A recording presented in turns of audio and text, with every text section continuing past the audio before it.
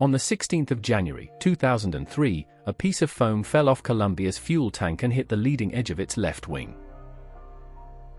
This is the vehicle on the pad, with the place the foam came from and the place it struck both marked.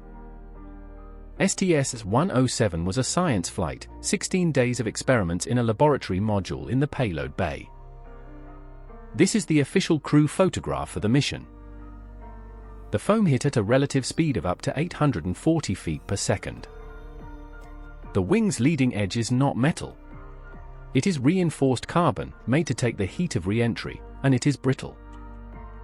Engineers saw the strike on the launch film the next day and asked for photographs of the wing in orbit.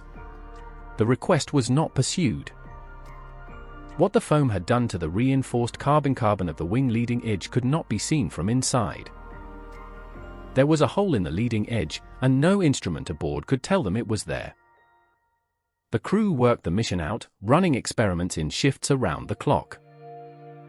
Afterwards, the board worked out how long they could have stayed up and how long a rescue would have taken to reach them. The board did not say a rescue would have worked. It said nobody ever asked the question.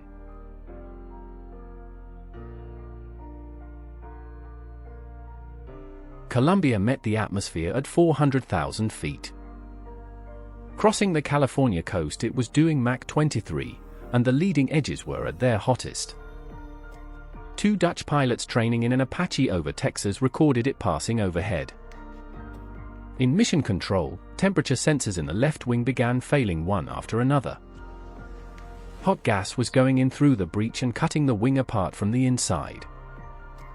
Signal was lost over East Texas. The announcement came a few hours later. The president spoke that afternoon. My fellow Americans, this day has brought terrible news and great sadness to our country. At 9 o'clock this morning, Mission Control in Houston lost contact with our Space Shuttle Columbia. A short time later, debris was seen falling from the skies above Texas.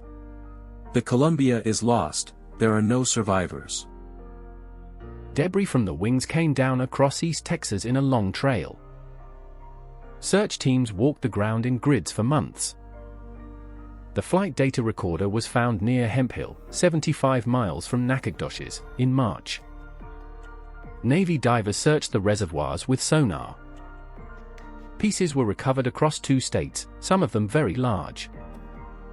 A main engine powerhead came down on the grounds of Fort Polk in Louisiana. In a hangar at the Cape, the team laid the debris out on a grid and rebuilt the underside of the orbiter. The board's finding was not that the foam was a surprise.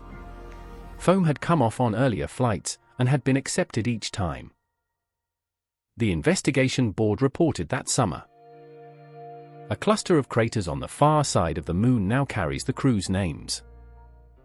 The foam had come off before and nothing had happened, and that was taken as evidence that nothing would. How many times does a thing have to not go wrong before it counts as safe?